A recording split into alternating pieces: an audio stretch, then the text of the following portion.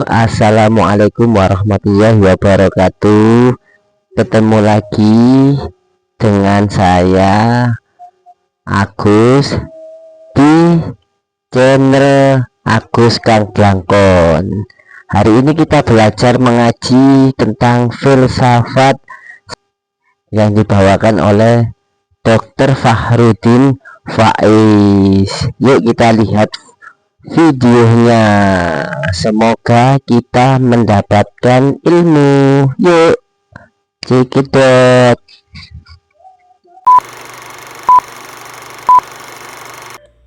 Tanda cinta ilahiyah. Kalau dalam tasawuf tadi 10, tandanya juga 10. Ini boleh kamu jadikan alat untuk nguji pasanganmu cinta beneran apa enggak. Tapi ini maunya cinta ilahiyah sebenarnya. Yang pertama apa?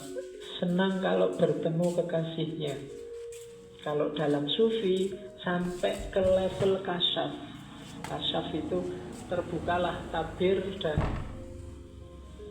kelihatan keindahannya. Itu kasyaf namanya. Lahirnya syahadah. Jadi senang. Jangan ngaku kamu jatuh cinta kalau sebel ketemu yang dicintai. Atau bosen. Bosen kamu lagi. Ya mesti bukan cinta itu. Apa yang lain tidak ada selain kamu, itu berarti tidak cinta. Ya. Sama temen ya tidak harus pacar sih. Temen juga begitu. Kalau kamu bosen sama temenmu, bosen ketemu kamu lagi. Mbok yang lain yang lebih seger. Nah itu berarti belum masuk mahabbah. Cinta itu seneng untuk ketemu, bahkan cari-cari alasan biar ketemu terus. Itu nggak ada apa-apa aja nyari-nyari. Kamu butuh ini nggak? Tak antar mau nggak? Tak antar mau nggak? Ya. Padahal nggak minta diantar itu, ditawar-tawari. Itu berarti ada kemungkinan mahabbah. Terus mengutamakan apa yang dicintai Allah atas apa yang dicintainya. Itu kalau objeknya Allah, kehendak Allah duluan. Jadi kalau sama orang misalnya, kamu tidak mikir kamu suka baju warna apa, tapi pacarmu sukanya kamu pakai baju warna apa. Jadi itu mendahulukan yang dicintai daripada dirimu sendiri. Itu tanda-tanda cinta. Jadi Allah sukanya gimana? Kamu malam sih sukanya tidur. Tapi Allah suka loh kalau hambanya bangun sepertiga malam terakhir dan kamu bela-belain bangun. HP-nya kamu alarm. Begitu alarm bunyi, kamu bangun. Dimatiin lagi tidur. Ya kan Allah nyuruh bangun malam Bapak. Ya enggak cuma bangun. Ya, jadi kehendak Allah. Makanya kan ada cerita sufi itu, suatu ketika naik kapal di laut, ada badai. Semua orang panik kecuali sufi ini, tenang, tidak kacau. Waktu mbok sampai orang-orang marah, sampai ini sufi mbok berdoa biar badainya reda, katanya sufi ini. Loh, kalau Allah menghendaki ada badai, ya biar aja. Emangnya kehendakku sama kehendaknya Allah menang siapa? Ya tetap menang kehendaknya Allah. Ya kita terima aja, tidak apa-apa. Mati kan sudah waktunya. Sakit ya berobat, kan kita coba. Biar aja Allah menakdirkan. Ya nanti ceritanya justru karena kepasrahan ini, terus yang lain juga ikut pasrah, akhirnya badainya reda. Karena Allah juga tidak tega kan. Orang sudah, wah sayang sekali padaku, ya aku juga sayang padamu. Badainya reda. Oke, jadi kepentingannya didahulukan. Terus yang ketiga, selalu ingat pada Allah. Memperbanyak zikir pada Allah. Itu tanda-tanda cinta. Kalau cinta kok nggak selalu ingat dia, omong kosong. Berarti tidak cinta.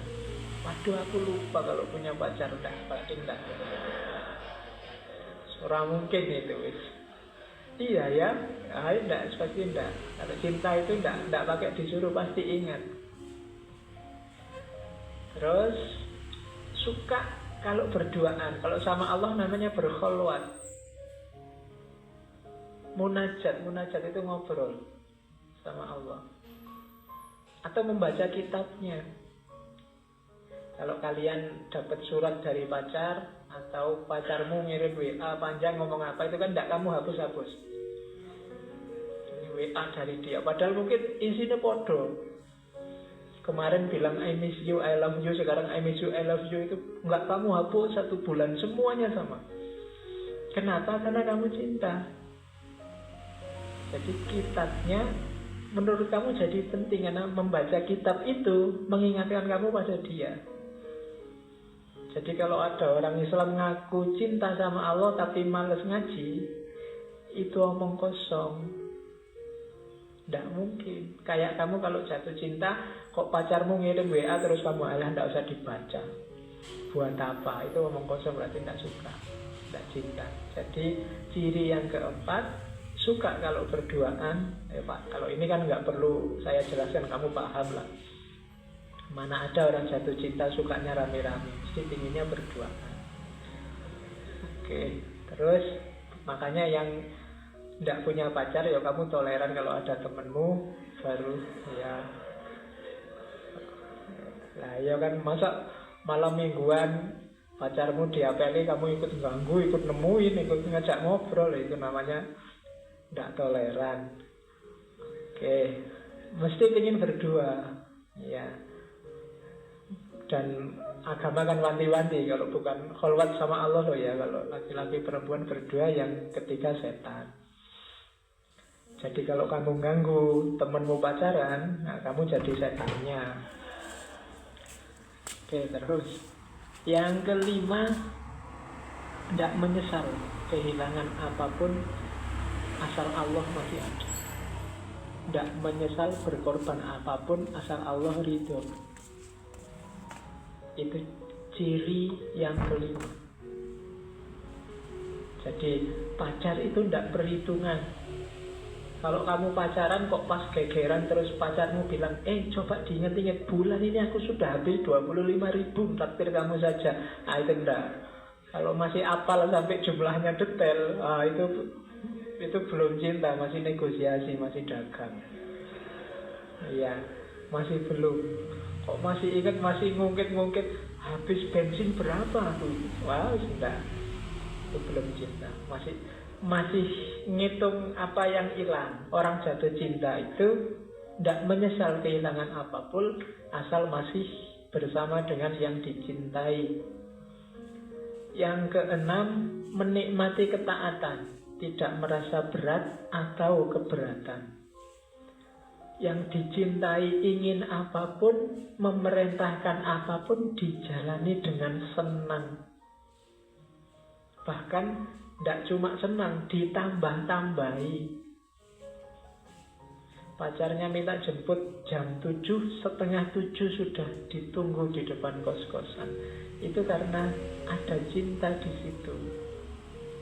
Allah nyuruhnya cuma 5 waktu wes yang wajib, yang sunnah monggo ditambahi sekuatnya. Kamu tambahi sebanyak-banyaknya, tidak berat, tidak keberatan. Itu namanya cinta, tidak nawar. Kalau tidak cinta, jangankan itu, yang wajib-wajib aja kamu sambat. Pagi-pagi enak-enaknya tidur, disuruh sholat subuh. Nah, kamu berarti keberatan. Disuruh subuh jam 4:30, kamu subuhnya jam 7. Itu berarti keberatan, kamu nggak care sama yang kamu cintai. Kalau sudah jam 7 kan malaikatnya sudah ganti, bukan malaikat subuh lagi. Bukunya sudah disetorkan ke sana, catatanmu nggak masuk sudah. Ya. Yo besok jangan jam 7 lagi, 6:30 lah. Kalau kan ada peningkatan sedikit. Terus yang ketujuh, bersikap lembut dan sayang pada semua makhluknya Allah. Orang yang cinta pada Allah tidak mungkin benci pada makhluknya Allah, siapapun itu. Kenapa? Karena makhluknya Allah ciptaannya Allah semua. Orang ya kayak hasil karyanya pacarmu, tindakannya pacarmu, itu kan Kamu tidak berani menjelek-jelekkan, apalagi tidak suka kalau nggak ingin diputus. Ya kan? Dicintai juga. Gitu. Jadi kalau kamu merasa cinta pada Allah kok membenci makhluknya, oh itu hati-hati, jangan sampai diputus oleh Allah. Karena ya Allah menciptakan dengan segala karakter dan gayanya, itu kan sesuai kekuasaannya. Terus yang ke-8, ada takut, ada berharap. Kalau cinta tidak ada khauf, tidak ada roja, biasanya tidak utama dan tidak sempurna. Kamu pacaran kan juga takut diputus, takut pacarmu marah, takut diselingkuhi, takut dan seterusnya. Juga berharap, banyak sekali harapannya. Ya kan, ingin ini, ingin itu, syukur-syukur besok bisa nikah dan seterusnya. Jadi ada harapan. Jadi berharap sama Allah tapi juga ada takutnya.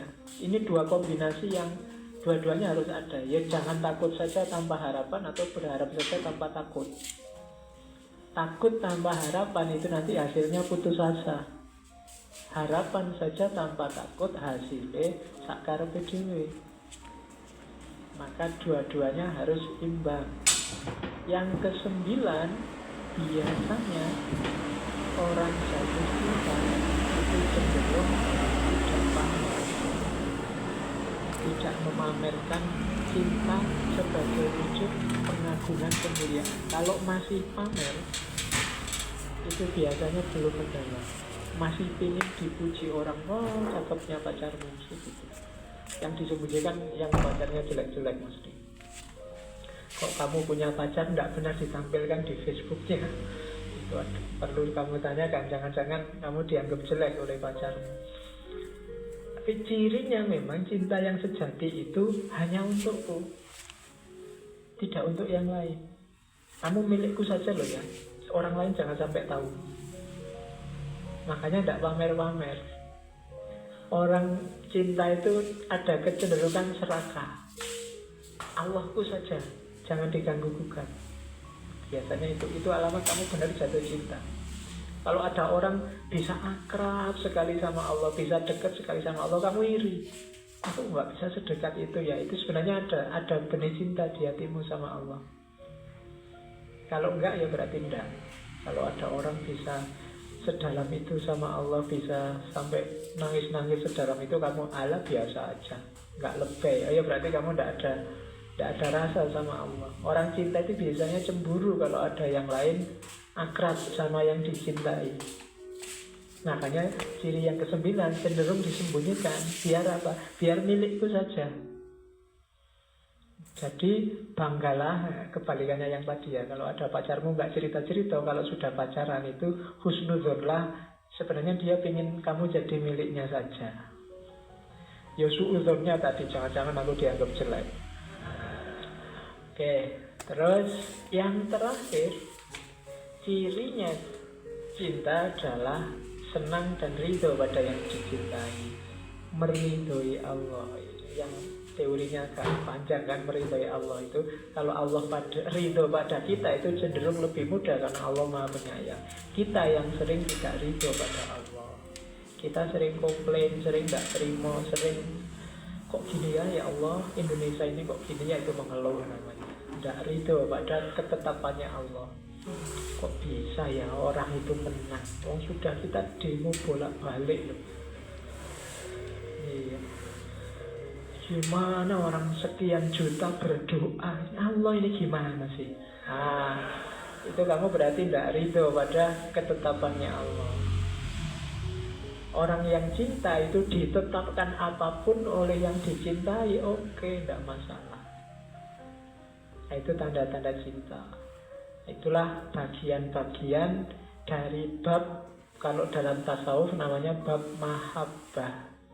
Ya silahkan nanti dijelajahi sendiri. Cuma ini untuk mengantarkan ke Robi'ah. Awalnya dari Robi'ah nanti berkembang jadi teori semacam yang kita jelaskan tadi. Oke, bismillah. Sekarang baru kita mulai Robi'ah Al-Adawiyah.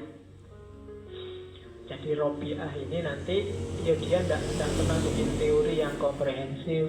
Para ulama dan sufi yang lain yang mengutip-ngutip syair dan kalimat-kalimatnya Robiah. Jadi biasanya modelnya dialog. Sufi tertentu mengunjungi Robiah kemudian mendiskusikan masalah tertentu. Dari situ nanti lahir teori-teori, konsep-konsep yang secara umum konotasinya adalah mahabbah. Oke. Kalau ada yang tanya, pertama, apa sih cinta itu? Apa sih mahabbah itu? Jawabannya Robiah, sukar dijelaskan. Apa hakikat cinta itu? Sudah banyak orang pengen ngomong tapi tetap tidak memuaskan. Katanya Robiah, cinta itu ia hanya memperlihatkan kerinduan, gambaran perasaan. Hanya orang yang merasakannya dapat mengetahui. Secanggih-canggihnya, sebanyak apapun kamu baca buku tentang cinta, kalau tidak pernah jatuh cinta, sebenarnya kamu belum tahu apa itu cinta. Meskipun tadi kamu sudah menghafalkan ciri-ciri cinta, tingkatan cinta, model-model cinta, tapi kalau kamu sendiri belum pernah mencintai dan belum pernah jatuh cinta, ya nggak ngerti kamu apa itu cinta. Hanya yang merasakan. Jadi kalau ada temenmu kok sok menasehati, tidak usah pacaran. Pacaran itu mengganggu kuliah. Kamu pernah pacaran? Oh, tidak pernah, tidak valid. Ya, tidak valid. Yang valid itu ya kamu ngalami sendiri. Wong ini urusan perasaan. Sama kayak rasa yang lain sebenarnya. Pedes, manis, asam. Itu kan menjelaskannya susah. Manis adalah, ya tidak bisa, sudah. Asam adalah kalau hidungmu kamu tempelkan di ketek, ya susah juga ya. Asam itu apa ya? Menjelaskannya susah. Ya rasakan sendiri aja. Sama kayak cinta. Apalagi cinta ketuhanan, katanya Robiah. Kenapa? Bagaimana mungkin engkau dapat menggambarkan sesuatu yang engkau sendiri bagai telah hilang dari hadapannya, walaupun wujudnya masih ada. Ketika kamu jatuh cinta, kamu ini ada, tapi sebenarnya sudah tidak ada. Hilang ditelan oleh yang kamu cintai. Kalau kamu sebenarnya nggak cuma sama Allah, sama duit, sama jabatan, sama itu juga begitu. Kamu masih ada sih, tapi karena kamu tergila-gila jabatan, sebenarnya kamu sudah tidak ada. Yang ada tinggal jabatanmu. Kalau kamu cinta uang, orang Jawa menyebutnya moto duitan, itu seolah-olah kamu masih ada, tapi sebenarnya kamu tidak ada. Yang ada cuma duit aja.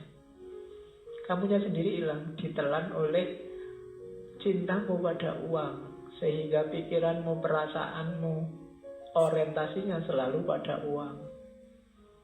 Dan tidak bisa dijelaskan. Wong kamu sendiri sudah hilang. Siapa yang mau menjelaskan?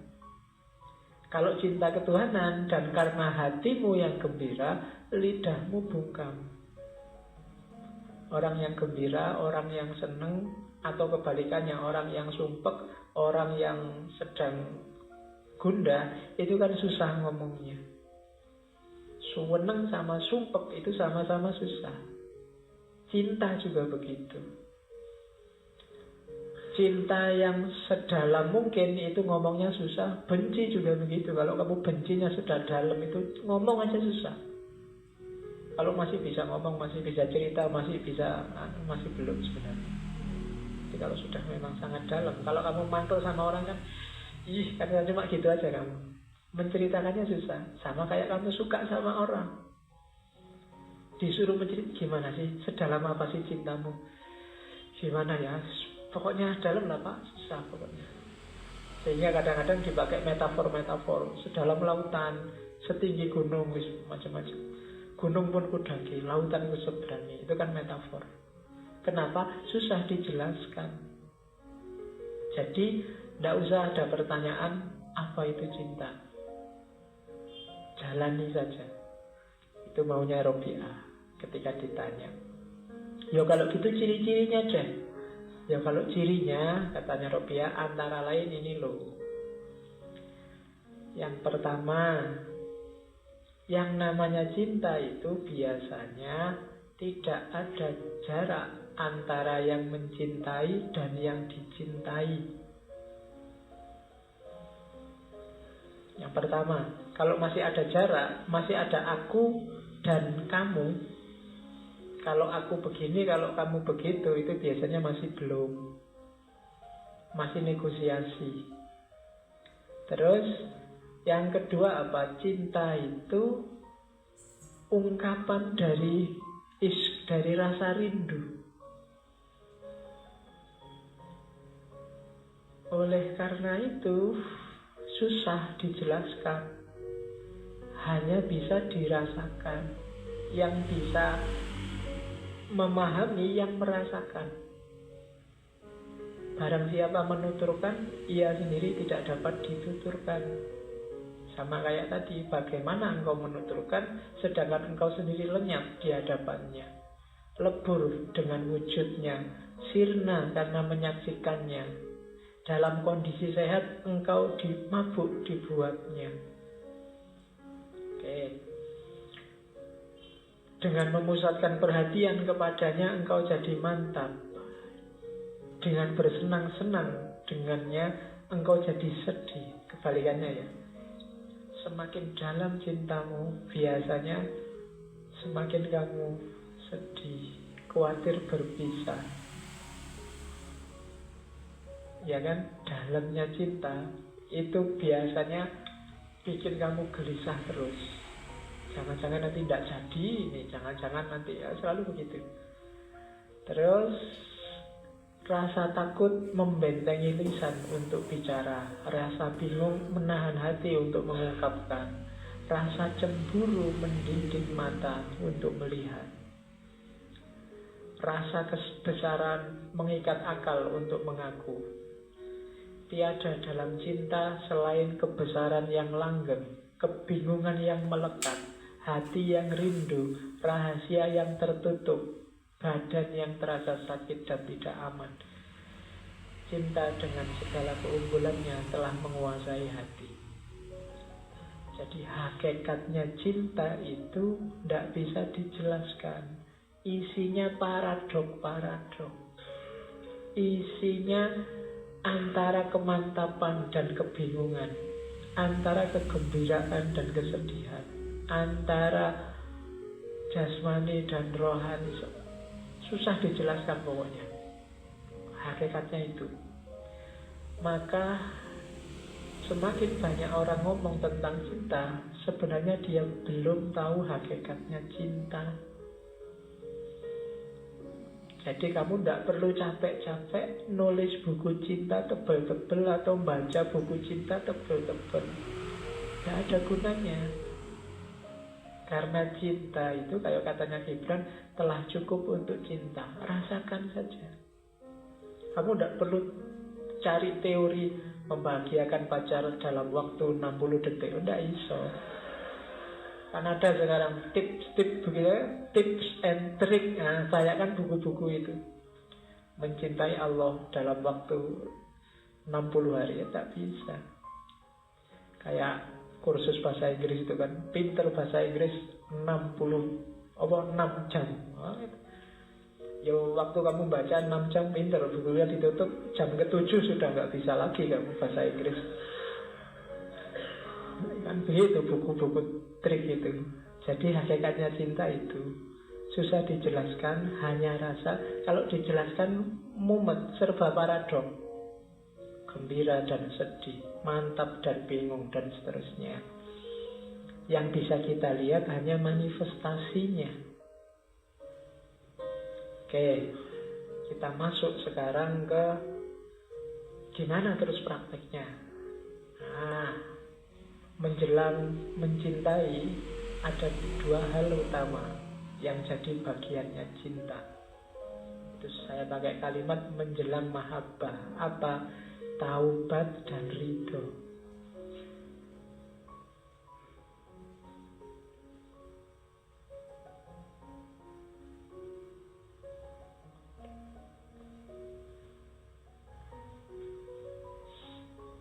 Jadi tidak mungkin kita bisa cinta pada Allah kalau kita bermaksiat, melanggar perintahnya Allah secara sengaja. Kalau kita masih melakukan hal yang dibenci oleh Allah dan kita sadar itu dibenci, berarti kita belum cinta. Kalau Allah tidak suka kita maki-maki orang, dan kita sadar kalau kita itu maki-maki orang yang tidak disukai oleh Allah, berarti relasi kita sama Allah belum cinta. Kayak tadi di makomat sufi, yang paling awal yang harus kita lakukan adalah taubat. Saya bilang tadi kita selama ini masih baru istighfar, belum taubat.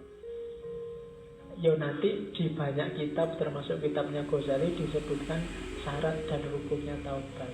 Tapi Robiah punya pandangan sendiri. Taubatmu diterima atau tidak, itu sebenarnya awalnya dari Allah. Keinginanmu untuk bertaubat, itu awalnya adalah keinginannya Allah, bukan keinginanmu.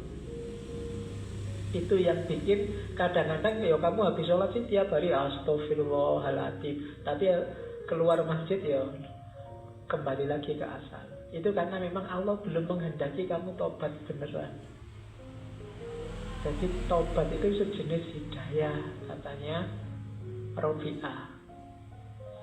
Jadi kalau Allah membukakan pintu taubat, kalian akan tergerak untuk bertobat.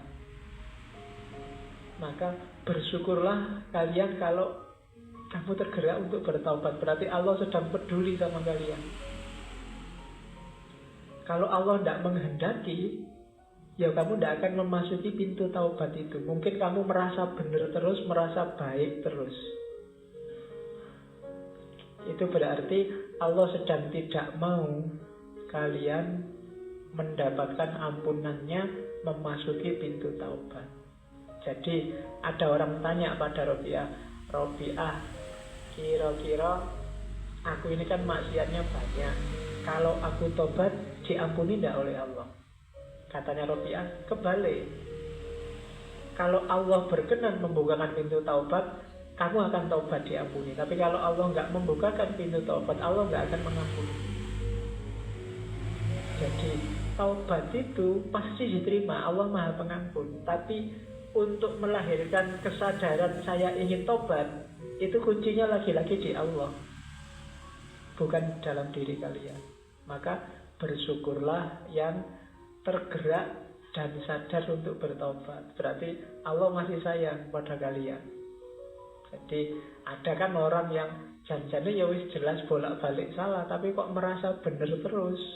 Berarti memang Allah belum membukakan pintu taubat. Membukakan pintu taubat itu bukan kamu yang mengetuk pintu terus Allah yang buka pintu, tapi Allah yang menggerakkan hatimu untuk mengetuk pintu. Jadi jawabannya Robiah, enggak, pertanyaanmu salah. Jadi bukan kalau aku bertobat apa Allah menerima. Kalau Allah mengizinkanmu bertobat, maka kamu akan tobat dan pasti Allah menerima. Oke, jadi taubat itu pertama-tama hidayah Allah. Maka mintalah Allah hidayah biar kamu bertobat beneran. Selama ini kan kita tobatnya masih kadang iya, kadang tidak. Kalau waktunya sadar istighfar sampai nangis-nangis. Tapi kalau waktu kumat, ya kembali lagi ke asalnya. Nah itu namanya masih belum serius. Kalau pas kepepet, ala Pak nanti tobat lagi kan hilang Pak. Ya berarti memang belum tobat. Allah belum menggerakkan hatimu untuk tobat. Oke, jadi syaratnya untuk bisa mencintai ya memang membersihkan diri. Jalur pertama tobat. Jalur kedua apa? Ridho. Ridho kayak tadi ya, ridho itu bukan kamu minta Allah meridhoi. Kalau ini kebalikannya tobat. Kalau tobat, mintalah Allah akan menggerakkan hatimu bertobat. Kalau ridho, jangan minta Allah meridhoimu. Allah itu sangat sayang padamu, pasti meridhoimu. Tapi engkaulah yang ridhoilah Allah dengan segala ketetapannya. Jadi ini teorinya dibalik-balik oleh Robi'ah. Kita kan biasanya, mari kita minta ridhonya Allah, semoga Allah meridhoi kita. Itu gampang. Sekarang kita balik, mari kita meridhoi Allah. Tidak berani ya kamu bilang gitu. Tapi maunya Robi'ah begitu. Mari kita meridhoi Allah itu apa artinya? Apapun yang terjadi, apapun yang sekarang berlangsung, kita ikhlas, kita rela, kita terima. Wong ini semua dari Allah. Itu namanya meridhoi Allah. Jadi doanya bukan semoga Allah meridhoi kita. Kalau itu pasti, tapi semoga kita bisa meridhoi Allah. Kita bisa rela dengan semua ketetapannya Allah. Kita tidak komplain, kita tidak terima dengan keputusannya Allah. Kita tidak merasa galau dengan segala ketetapannya Allah. Nah, itu namanya ridho pada Allah. Radhiyallahu anhum wa radu anhum. Jadi Allah meridhoi mereka dan mereka juga ridho pada ketetapannya Allah. Nah, ini teori kedua. Jadi kita selama ini konsepnya agak terbalik. Kita merasa tobat itu dari kita, kalau ridho dari Allah. Kalau di Robi'ah kebalikannya, tobat itu dari Allah, kalau ridho dari kita. Nah, cuma ini harus dijelaskan agak panjang. Kamu jangan nanti khutbah Jumat tiba-tiba ngomong ini. Tidak dijelaskan asal-usulnya. Jadi maksudnya tobat itu dari Allah. Kalau Allah menggerakkan hati kita untuk bertobat, kita akan tobat dan pasti diterima oleh Allah. Kita meridhai Allah itu berarti kita rela dengan semua ketetapannya Allah, tanpa komplain, tanpa mengeluh. Oke, jadi sebelum mahabbah, dua hal ini harus ada. Menjelang mahabbah. Oke, kalau ini sudah ada, kita tumbuhkan rasa cinta. Masih menjelang mahabbah apa? Seraplah segala yang mungkin membuatmu jatuh cinta sama Allah. Nanti ini kalau di Ghazali lebih jelas. Kalau di Ghazali kan di Ihya itu bilang, apa sih yang membuat kamu jatuh cinta? Kalau kamu bilang, yang cantik-cantik Pak, yang maha cantik itu Allah. Jadi harusnya yang paling kamu cintai Allah. Saya suka dengan yang baik-baik Pak. Loh, yang maha baik, paling baik di alam semesta ini Allah. Siapa lagi kalau bukan Allah yang paling baik? Harusnya kamu jatuh cinta sama Allah. Saya mungkin perempuan, saya suka yang maco-maco Pak, yang kuat Pak. Loh, yang paling kuat dan kuasa itu Allah. Harusnya kamu jatuh cinta sama Allah. Saya suka yang indah-indah Pak, yang paling indah itu Allah. Harusnya juga kamu jatuh cinta pertama-tama sama Allah. Nah, itu Ghazali. Jadi menyerap keindahan dan keagungan Allah, hasilnya pasti cinta. Kalau di Robi'ah kan ada syairnya. Jadi Tuhan, semua yang aku dengar di alam raya ini, ocehan burung, desir dedaunan, gemercik air di pancuran, nyanyian burung bersahutan, hembusan angin, suara halilintar, dan suara kilat yang berkejaran. Kini kusadari sebagai tanda bukti atas keagunganmu dan sebagai saksi abadi atas keesaanmu, juga sebagai kabar bagi manusia bahwa tak satu pun ada yang menandingimu dan menyekutuimu. Jadi ini sebenarnya syair ini muncul ketika Robi'ah merasa galau. Aku ini termasuk wanita solihah, kok pekerjaannya main seruling dan menyanyi. Jangan-jangan Allah tidak suka ini. Tapi setelah dia mendengarkan alam semesta, melihat keindahan alam, dia sadar bahwa ternyata bunyi-bunyian, termasuk segala keindahan yang lain itu justru menunjukkan keberadaan Allah. Mulailah dia jatuh cinta sama Allah, serulingnya ditinggalkan, nyanyinya ditinggalkan. Bukan karena seruling dan nyanyi mungkin menurut dia sesat, tapi karena dia mulai jatuh cinta sama Allah. Kalau sekedar suara, kan dia melihat alam semesta ini isinya penuh dengan suara. Kalau suara seruling itu dianggap sesat, berarti semua suara yang lain juga bisa. Ada suara halilintar, suara burung ngoceh, suara. Kalau suara itu sesat. Cuma Robiah tidak karena itu dia meninggalkan serulingnya, tapi karena dia tergetar menyerap keindahan dan keagungan Allah. Kalian yang belum bisa menangkap keindahan dan keagungannya Allah, susah untuk jatuh cinta sama Allah. Tadi saya bilang, yang paling baik kan Allah, yang paling indah kan Allah. Tapi kan karena pikiran kita selama ini terbiasa indah dan baik itu yang fisik dan materi, untuk jatuh cinta pada Allah yang tidak fisik dan materi itu agak susah. Kamu lebih suka jejer artis yang seksi, yang wow, daripada Allah yang susah membayangkan bentuknya, karena kamu terbiasa materi. Harusnya kalau kita sejak kecil tidak dibiasakan hanya menyerap yang materi-materi, kita lebih mudah untuk mengagumi kuasa Allah dan jatuh cinta sama Allah. Ya mulai latihan. Kalau di sufi kan ada latihan melihat kehadiran Allah dalam segala sesuatu. Oke, menjelang yang kedua, kemampuan kedua. Terus yang ketiga, ini syairnya yang paling terkenal. Mencintai Allah itu 2 dimensi. Itu kan kalau Arabnya dulu saya apa?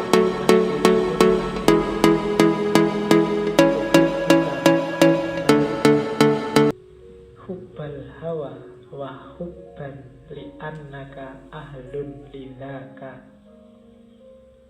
Fa'ammal ladhi hubbal hawa fasyuhli binikrika amman siwaka. Wa ammal ladhi hubban bi'annaka ahlun lahu fakasfuka liyal hajbu hatta aroka.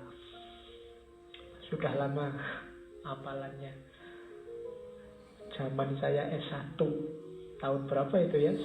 98. Jadi katanya Robiah, aku mencintaimu dengan 2 cinta. Bukan 2 cinta itu cintanya jumlahnya 2, tapi cintanya 2 dimensi. Dimensi pertama apa? Cinta karena diriku. Yang kedua, cinta karena dirimu.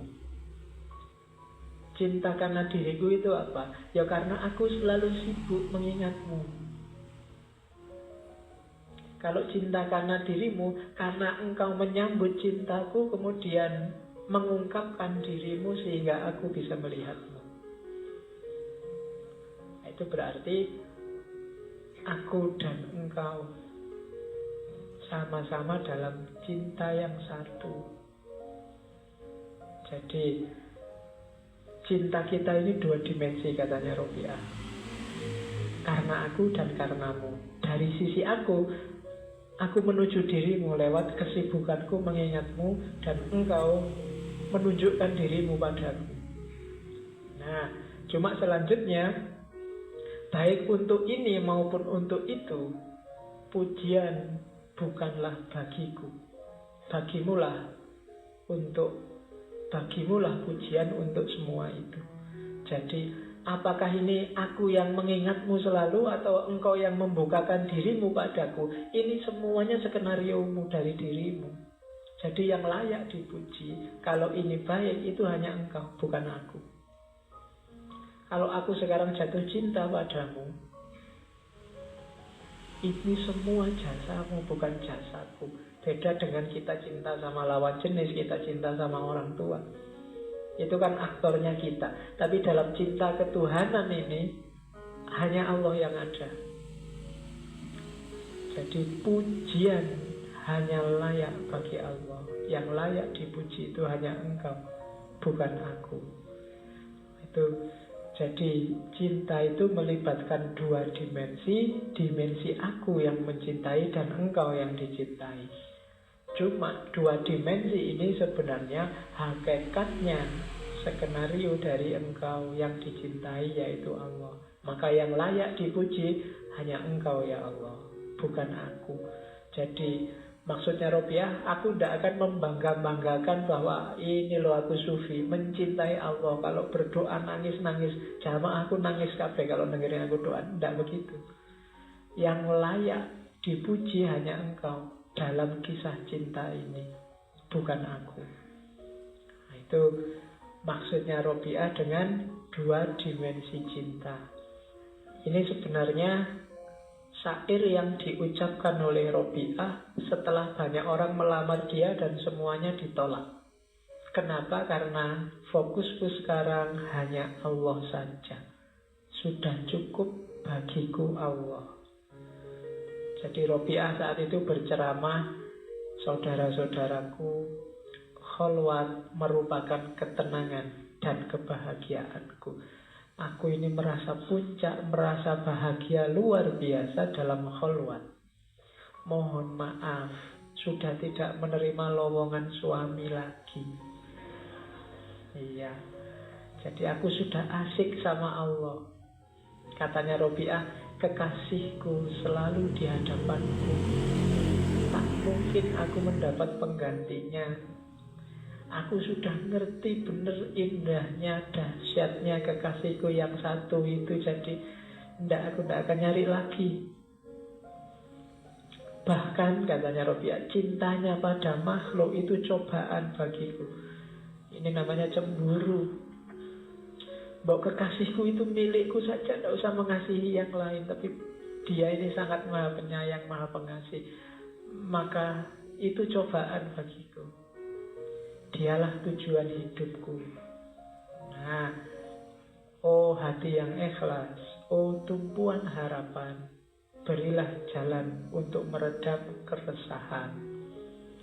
Oh Tuhan, sumber bahagia dan kehidupan, kepadamu saja kuserahkan hidup dan keinginan.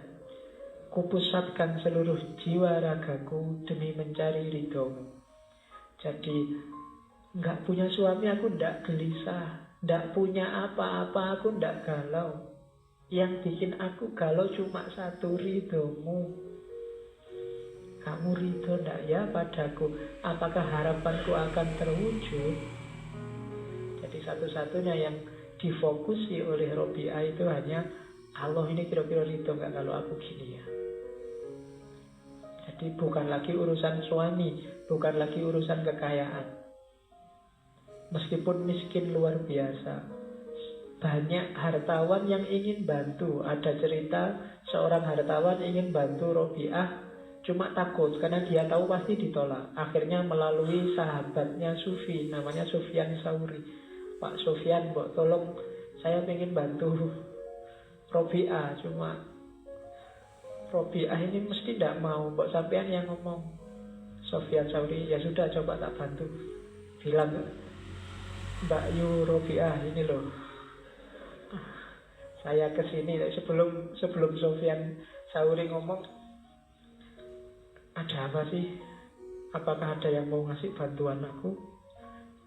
Ya, ada hartawan itu yang mau ngasih bantuan sampean. Kan kelihatannya sampean hidupnya kok susah gitu. Jawabannya Robiah nak jawab, gini aja deh, kamu ngerti toh kira-kira aku jawab apa? Iya sih, ya sudah. Jadi akhirnya nggak jadi, sudah nggak jadi dibantu.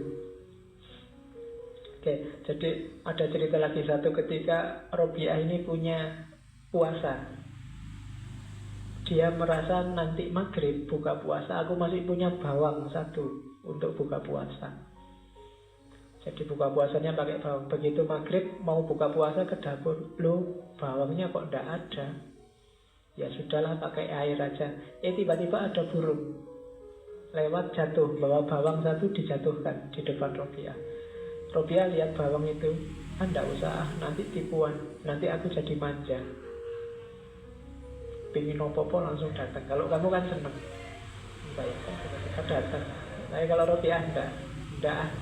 Kalau diginiin terus sama Allah, nanti jangan-jangan aku manja. Enggak usah tak ambil bawangnya, cukup dengan air saja. Nah itu Robiah.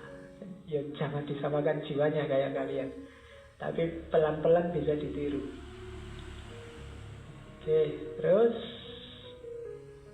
Robiah itu, ya tadi karakternya orang Cina memang selalu rindu pada Allah. Setiap dia kan tidak pernah tidur sholat malam sampai fajar. Biasanya fajar dia tidur sebentar, tapi setiap kali bangun tidur kalau pagi dia baca syair ini, memarahi dirinya. Wahai jiwa, berapa lama engkau tertidur?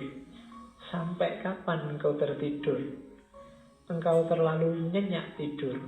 Akankah engkau tertidur saja tanpa terbangunkan kembali, kecuali oleh terompet hari kebangkitan? Jadi kalimat ini terkenal karena banyak orang mendengar. Setiap kali pagi habis dia tidur sebentar sebenarnya, karena semalaman gak tidur, asik sama Allah. Begitu dia sadar, aku ketiduran, jiwanya sendiri dimarahi. Kamu itu kok senengannya tidur toh yo, mbok ndak tidur asik terus sama Allah kan enak. Itu jadi cara Robiah mendidik dirinya. Kalau kita kan enggak. Ya ndak usah dikasih contoh. Jauh ya, ndak apa-apa. Ini salah satu contoh jiwa yang benar-benar jatuh cinta sama Allah. Ini lagi, itu syair malam dan syair pagi yang terkenal dari setiap malam. Ketika malam mau datang, biasanya syair ini dia. Wahai Tuhanku, tenggelamkanlah aku dalam mencintaimu, sehingga aku tidak lagi membuangkanmu. Ya Robbi, bintang di langit telah gemerlapan, mata telah bertiduran, pintu-pintu istana telah terkunci, dan setiap pecinta telah menyendiri dengan yang dicintainya. Namun inilah aku berada di hadiratmu. Jadi sebelum memulai aktivitas malam hari, asik sama Allah biasanya ini. Ya Allah, bintang sudah muncul, bulan sudah muncul, pintu-pintu telah tertutup, para pecinta sudah sama pasangannya sendiri-sendiri, dan inilah aku di depan pintumu. Jadi Robiah yang datang apel sama Allah tiap malam, waktu semua orang tidur. Dan ini dilakukan setiap malam. Jadi asik sama Allah, biar aja yang lain sama yang dicintainya masing-masing, biar aja semua pintu tertutup, pokoknya hanya engkau yang aku inginkan, yang aku rindukan. Setelah semalaman begitu, terus pagi hari, syair ini yang dia baca. Tuhanku, malam telah berlalu dan siang segera menampakkan diri. Aku gelisah, apakah amalanku engkau terima hingga aku merasa bahagia, ataukah engkau tolak sehingga aku merasa gelisah? Demi kemahakuasaanmu, inilah yang akan aku lakukan selama engkau memberi aku hidup. Sekiranya engkau usir aku dari depan pintumu, aku tak akan pergi, karena cintamu telah memenuhi hatiku. Jadi kalau pagi dia bermunajat sama Allah, ya Allah, malam sudah selesai, sekarang siang telah datang. Amalanku semalaman tadi engkau terima apa enggak ya? Tapi aku akan selalu begini, aku akan selalu di depan pintumu. Kamu bukakan pintu apa enggak, aku akan ada di sini. Kamu sambut atau tidak, aku akan ada di sini. Karena aku sudah terlanjur jatuh cinta denganmu. Nah itu Robiah. Jadi 24 jam hidupnya hanya untuk Allah. Kerinduan yang tiada henti pada Allah. Terus ya ini syair yang lain. Ku jadikan engkau teman bercakap dalam hatiku. Tubuh kasarku biar bercakap dengan yang duduk. Jisimku biar bercengkrama dengan handai tolangku. Isi hatiku hanya tetap engkau sendiri. Ya, biar aja fisikku ketemu orang lain ngobrol, jasadku ketemu tetangga-tetangga, ketemu sanak saudara. Tapi hatiku tidak akan kemana-mana, hanya bersamamu. Nah, itu Robi'ah. Terus, buah hatiku, hanya engkaulah yang kukasihi. Ampunilah para pendosa yang datang ke hadiratmu. Dia tidak mendoakan dirinya, mendoakan selain dirinya. Kalau ada orang berdosa datang kepadamu, ampuni saja. Tapi aku tidak akan mohon ampun, karena engkaulah harapanku, kebahagiaan dan kesenanganku. Hatiku telah enggan mencintai selain dari dirimu. Jadi engkau marah padaku tidak apa-apa, asal jangan pergi dari aku. Nah, itu Robi'ah sama Allah.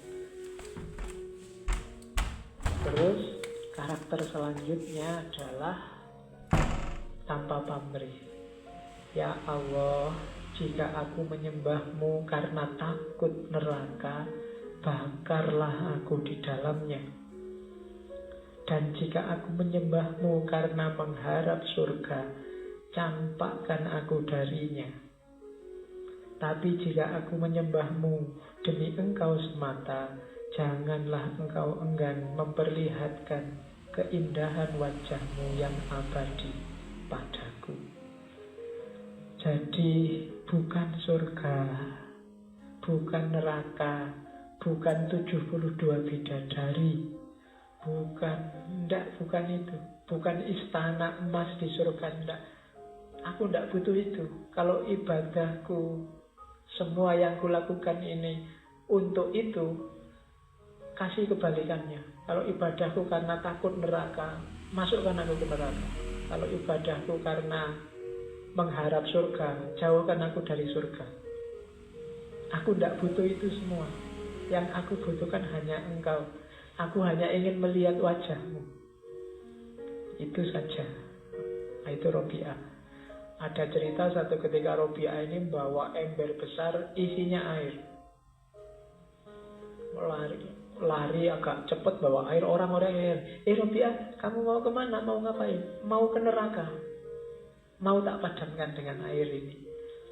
Yaitu sindiran bagi kita bahwa kita itu sering selalu terjebak dengan ancaman neraka dan iming-iming surga. Allahnya hilang. Itu yang sering menjebak kita. Logikanya sebenarnya harus dibalik. Surga dan neraka itu ngikut Allah, bukan Allah ngikut surga dan neraka.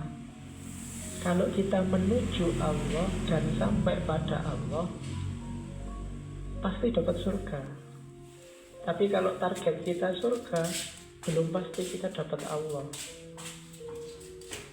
Banyak orang ibadah tertipu oleh iming-iming surga dan neraka ini. Kalau di teorinya Robi'ah, jangan itu. Hidup ini innalillahi wa ilaihi roji'un. Kepada Allah itu mukhlisina lahuddin. Ikhlas untuk Allah, bukan untuk surga, untuk neraka. Surga neraka itu anggap aja iming-iming untuk nambah semangat. Tapi tujuannya bukan itu. Sama kayak kamu misalnya punya adik kecil, disuruh belajar susah. Akhirnya, sudahlah, kalau mau belajar, besok tak ajak jalan-jalan ke mall. Tujuannya kamu belajar kan pinternya, bukan jalan-jalan di mallnya. Tapi anak kecil ini, yang dia pikir jalan-jalan di mallnya tidak masalah. Tapi kan nanti akhirnya dia pinter. Awalnya surga dan neraka mungkin pakai logika ini. Jadi mungkin dulu orang susah. Zaman Nabi kalau marilah kita menyembah Allah, ikhlas. Tidak usah mikir imbalan, mungkin tidak ada yang mau. Tenang aja, besok di surga dapat rumah gratis. Terus ada kolam susu, kolam madu, ada bidadari berpuluh-puluh, diajak perang susah. Ayo kita jihad. Kalau meninggal langsung disambut 72 bidadari loh. Wah iya ini kalau kamu semangat. Yang dipikir lumayan 72, 2 bulan lebih itu bisa gonta-ganti pikiranmu kan. Ya kan, padahal Robi'ah enggak. Jangan ketipu dengan itu. Nanti ikhlasnya hilang. Maka Robi'ah mungkin gemes sama kita. Kok bolak-balik orang ditakut-takutin neraka, terus dia bawa ember besar. Mau kemana Robi'ah? Tak padamkan aja nerakanya. Biar orang tidak ibadah karena takut neraka. Nah itu, jadi tidak ada pamrih apa-apa selain dia, selain Allah. Terus ciri mahabbah selanjutnya dalam Robi'ah adalah tidak mengharap apapun, hanya menerima saja, tidak usah minta-minta. Satu ketika dia sakit, Sofyan Sauri datang, Robi'ah, kamu itu kan dekat sama Allah, ya kok berdoa biar sembuh. Terus Robi'ah bilang, sakit ini dari siapa? Ya dari Allah. Berarti kan Allah menginginkan aku sakit. Kalau aku dapat sesuatu dari yang aku cintai, ya aku nikmatin. Nah, itu Robi'ah. Jadi itu kalimatnya selanjutnya ini, aku ini hanya hambanya. Apa hakku untuk menginginkan sesuatu? Kalau aku menginginkan sesuatu, sedangkan Allah tidak menginginkannya, maka kafirlah aku. Susah ya. Jadi, jangan menginginkan sesuatu yang tidak diinginkan oleh Allah. Maunya Robi'ah. Kalau kamu kayak gini, berarti melawan Allah. Apa terus kalau sakit nggak diobati, Pak? Ya diobati. Tapi tetap dengan logika, kalau Allah yang ngasih sakit, Allah yang ngasih kesembuhan. Tidak harus kamu marah-marah sama Allah. Kenapa saya dikasih sakit? Tidak usah. Tidak ada pengeluhnya. Tidak harus protes, tidak harus komplain. Diterima saja. Ini orang jatuh cinta. Kayak kamu sama pacarmu waktu ulang tahun tiba-tiba kamu disiram sama telur. Ya kan? Kamu kan nggak komplain. Kenapa? Kamu cinta.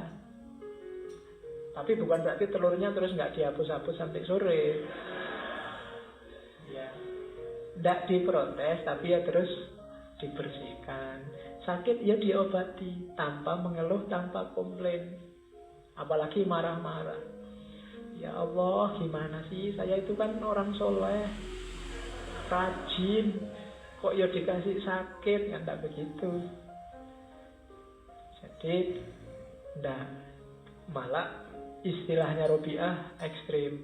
Kalau aku menginginkan sesuatu yang berbeda dengan keinginannya Allah, maka kafirlah aku. Yang dikafiri apa? Kufur atas apa? Kufur atas pemberiannya Allah. Semua kan Allah yang memberi.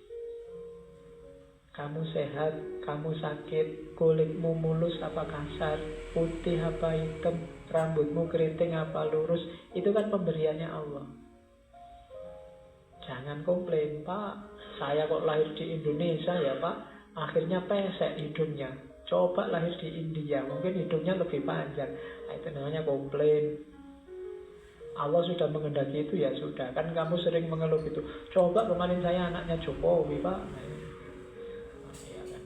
Kamu protes. Allah sudah menginginkan itu, ya sudah. Diterima saja, disyukuri. Kalau enggak, karena lawannya syukur itu kan kufur. Kalau kamu enggak terima, itu namanya kufur. Kenyataannya memang sudah begitu. Mau gimana? Kamu jago siapa, yang jadi kok malah siapa? Ya sudah, berarti Allah menghendaki itu. Ya bukan berarti terus Kalau kamu tidak setuju, diam saja. Ya kayak sakit tadi loh. Ya diobati, tapi tanpa harus komplain, tanpa harus protes. Yang paling bagus apa? Engkau harus menginginkan segala sesuatu yang diinginkannya.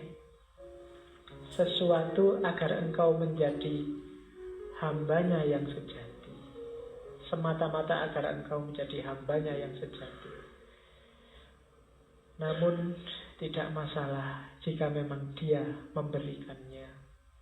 Berobat kok masih tidak sembuh? Ya sudah. Karena yang memberikan kesembuhan juga Allah, sebagaimana Allah memberikan sakit. Jadi logika utama seorang pecinta hanya satu, cukup yang dicintai saja. Kalau cinta pada Allah berarti ya cukup Allah saja, tidak masalah. Kehilangan apapun tidak masalah, asal tidak kehilangan Allah. Jadi ada musibah, ada kemalangan apapun dalam hidupmu, terimalah. Satu yang kamu jangan sampai hilang, Allahnya. Kehilangan segalanya tidak masalah, asal jangan kehilangan Allah. Kehilangan hak pilih, kehilangan suara, kehilangan apapun tidak masalah, asal jangan kehilangan Allah. Sekarang banyak yang kebalik. Kehilangan Allah tidak apa-apa, asal jabatannya tidak hilang, asal pangkatnya tidak hilang, asal kekayaannya tidak hilang. Sekarang dibalik. Atau Allah dimanfaatkan demi kekayaan, demi jabatan, demi pangkat. Itu kondisi kita hari ini. Padahal kalau kita mencukupkan diri dengan pemberiannya Allah, sebaliknya nanti Allah juga akan mencukupkan hidup kita. Mencukupkan itu bukan berarti terus kamu jadi kaya, tapi apa kondisi batinmu, lingkungan sekelilingmu itu membuatmu merasa nyaman, pas. Mungkin kamu kaya luar biasa, tapi kalau Allah bikin kamu nggak cukup, ya kamu masih meluap-luap ambisi, nafsu, hasratmu, bikin kamu tidak tenang. Tapi mungkin kamu tidak punya apa-apa, tapi kamu puas. Nah, itu yang susah dicari. Robiah menemukan itu lewat jalur cinta. Dan menurut Robiah, dunia ini awal dan akhirnya akan ke situ. Selama kita belum menapaki jalur itu, kita tidak akan ketemu puncaknya, nikmatnya hidup. Nikmatnya hidup ada di situ. Makanya di antara kalimatnya dia menyebut biar waktu yang akan membuktikan bahwa tiap langkah yang telah dipijakkan, tiap tetesan keringat dan darah yang telah dialirkan, tiap jiwa yang telah melayang akan sampai pada satu keadaan di mana keadilan adalah nadinya, kesejahteraan adalah nafasnya, kebijaksanaan adalah sifatnya, dan ridho sang Kholik adalah tujuannya. Semua ini terwujud, jalurnya adalah mahabbah. Nanti waktu yang akan membuktikan.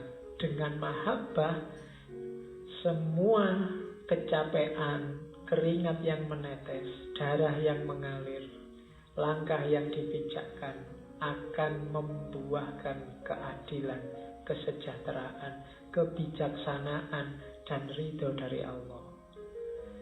Di luar jalur itu kita tidak akan ketemu kebijaksanaan, kita tidak akan ketemu keadilan, kita tidak akan ketemu kesejahteraan. Maka Robiah menyarankan jangan lupa mahabbah. Oke, alhamdulillah. Itulah prinsip-prinsip mencintai Allah dalam pikirannya Robiah al-Adawiyah.